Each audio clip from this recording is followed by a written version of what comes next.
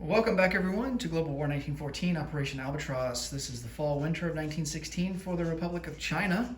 And let's start by rolling our deck of cards here. See what we get. The first card, Tibet. So add 1 cavalry to any territory.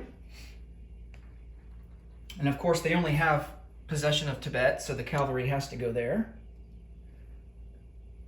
All right. Second card,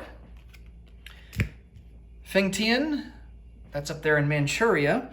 Conduct a mandatory offensive from 1 territory to 1 adjacent territory for 1 round. If no adjacent territory contains nationalist forces, the warlord must attack another warlord.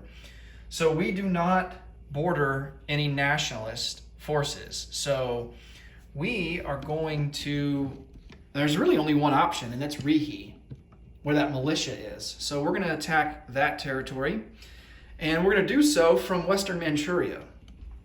We have an infantry, a cavalry, and an artillery, and then he's got just a militia. So the artillery, there's no terrain penalty, so the artillery will be at a 4.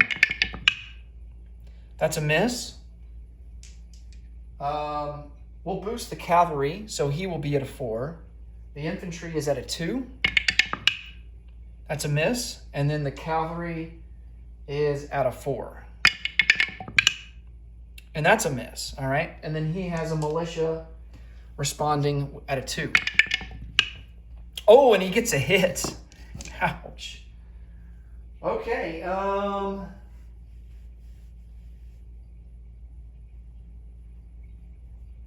I believe they're gonna elect to lose a cavalry.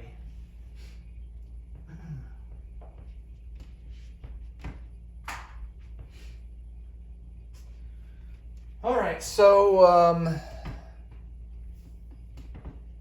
I think that's Anhui. They will retain possession or maintain possession of Rihe. And this card has been completed. And here's the final card. Fengtian again. Add 1 cavalry to territory. Well, we just replaced the cavalry that we lost. It all evens out in the end, I guess, huh? All right, so the cavalry will go into Western Manchuria, and we're just going to replace him exactly where he was. All right, so let me put these cards in the discard pile. And now we can move on to China's turn.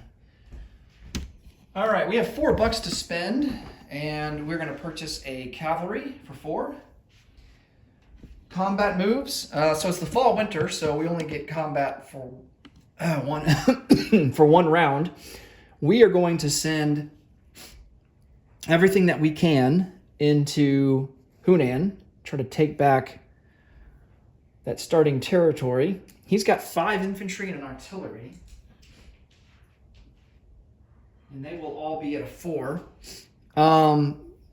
We have 2 infantry coming from Nanking, and we're also going to send some other guys, but they're going to be subject to river crossing penalty. So the 2 from Nanking will not be, so they will be at a 2. We're going to send 1 from Shangtung, and he will be at a 1. Infantry coming from Kwaichao and Kwangtung will be at a 1 because of the river. 2 artillery from Kwaichao will be at a 4. They get a first strike. Not subject to river crossing penalty. The cavalry and mountain are, and the mountain will be at a 1. The cavalry will be boosted by the artillery back to a 3. One of the infantry that's at a 2 will be boosted to a 3.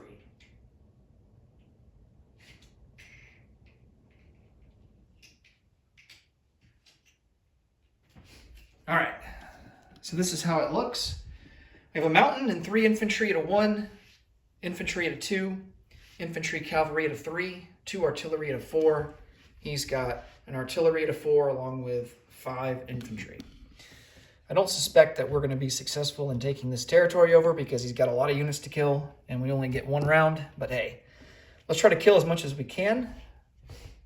Artillery first strikes. We get 2 out of 4. He gets 1 out of 4. No hits on either side. We have 3 infantry and a mountain. Oh man, I forgot to look at retreating. Well, it doesn't really matter because combat only lasts 1 round anyway. Whew, okay. All right, we've got a mountain. I think just to get in the habit, I'm going to roll the mountains separately in case if there's a retreat. Here's the mountain at a 1. That's a miss, no retreat. And then 3 infantry at a 1. Wow, 2 hits. Oh man, no retreats either. That's fantastic. 1 infantry at a 2. Oh, almost. No retreat though. 2 out of 3. No retreat. Wow, but we do get a hit. So that's a total of 3 hits. And then he's got 5 out of 4.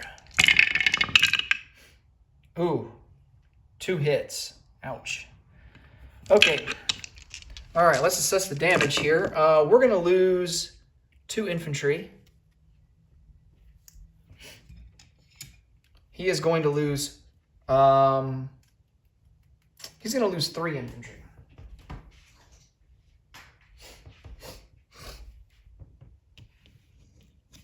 All right, so he does hold on to Hope, but he's only got an artillery and 2 infantry left. I say that was pretty successful attack, considering he lost more than we did. The mountain's going to retreat to Quechao. Come back here to the board.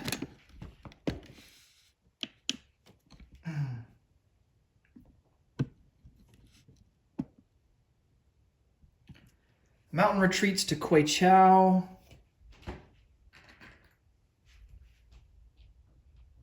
Along with an infantry. Another infantry retreats to Nanking, 1 to Kwangtung.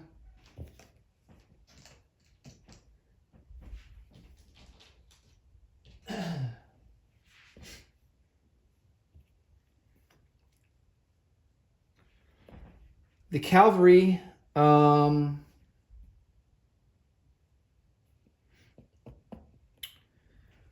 will retreat to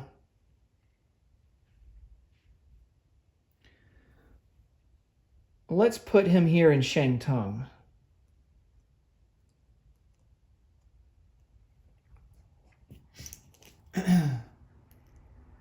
Along with 2 artillery.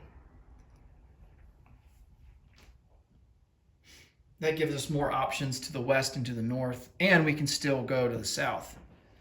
Although there is a river crossing. If we're going to attack Hopei next turn, or I mean Hunan, if we're going to attack Hunan next turn, maybe it would be better to put the cavalry in Nanking.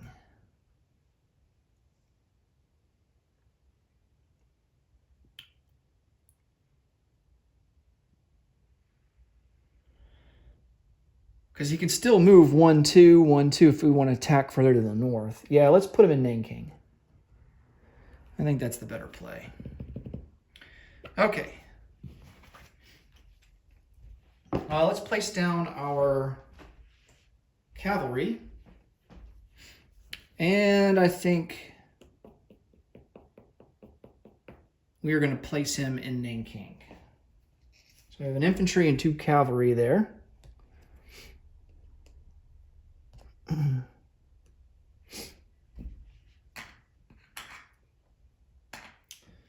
All right.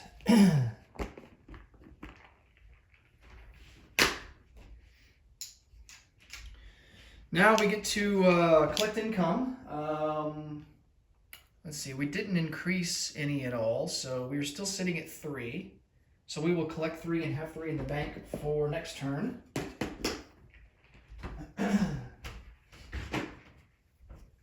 And now we get to roll for random events.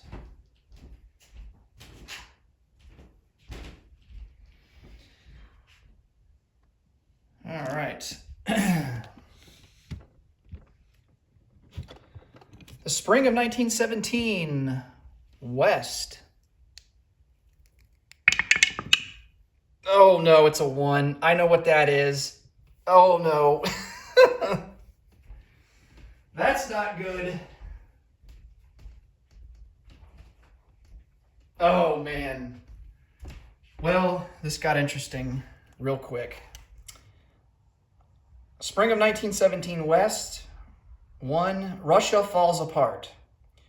Germany chooses 1. The Petrograd formula. If the Central Powers control 7 or more Russian home territories, which they don't, Russia will collapse immediately.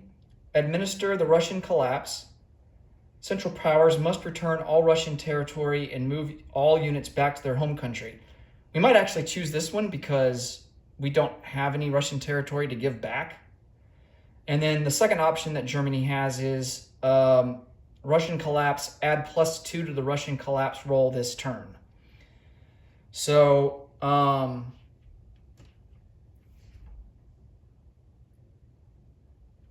don't know if we can pick option A. Let me look.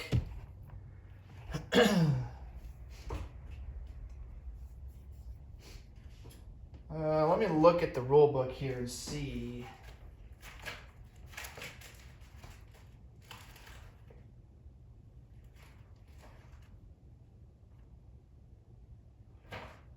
Yeah, there's no addendum listed here for it, so...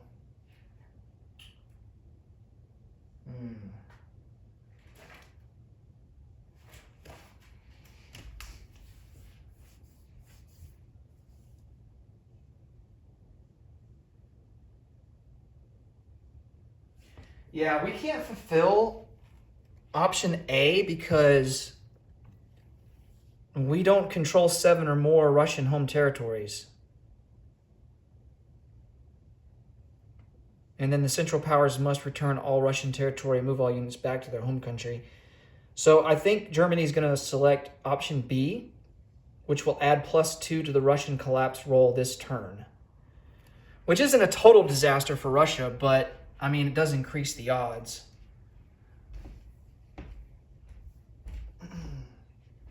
Okay, let's roll for the East.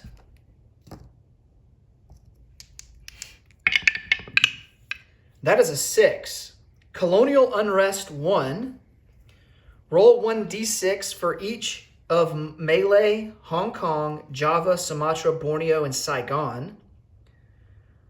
For each rolled 6, place a free attacking neutral infantry. If they succeed, they become a strict neutral. Economic drain on Britain, on British and French colonies in Southeast Asia, foments unrest and economic problems. Okay, so let's roll a d6 for melee. Britain does have colonial infantry in both melee and Hong Kong, so at least they got defenses there. All right, so d6 for melee. That is not a 6, so that's a miss. Melee is good. Here's Hong Kong. That's a 2, so that's good. Java, which of course is owned by the Dutch. That is a 4, okay, so Java is good. Sumatra, that is a 4, so Sumatra is good. Borneo, that is a 1, so Borneo is good. And last but not least,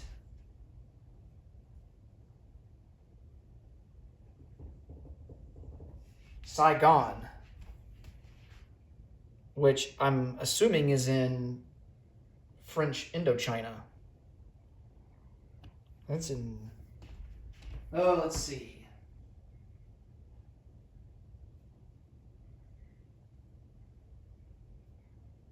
I don't think there is a territory named Saigon.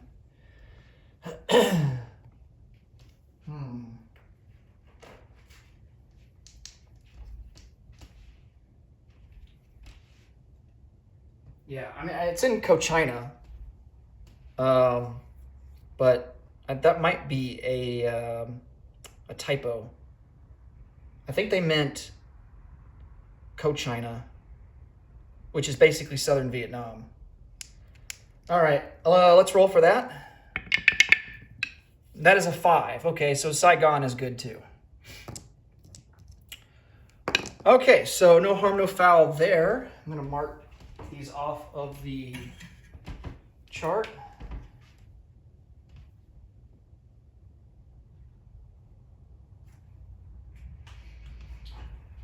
And then we have to remember to add 2 to the Russian collapse roll, which will happen at the start of the spring of 1917.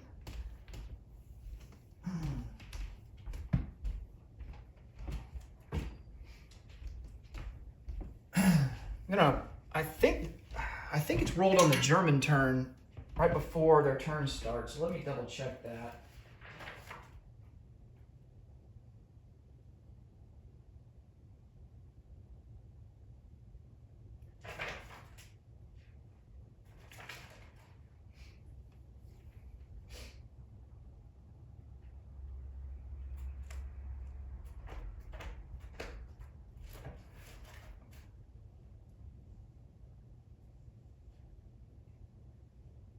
Yes. Starting in the spring of 1917, Germany will roll a d12. On a roll of a 12, Russia collapses. There are some modifiers, so I can show you guys here in the rule book how this is going to work next turn. -1 for each IPP producing territory Russia has gained, which at this point would be East Prussia, +1 for each IPP producing home territory Russia has lost, which I don't think is, well, it's not IPP producing. They lost Turkmenistan, but that's not IPP producing. So actually it's 0, it's none.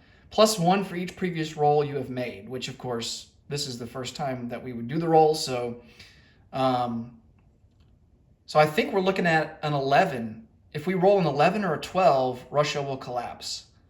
So -1 for having each East Prussia, and +2 for the random event. So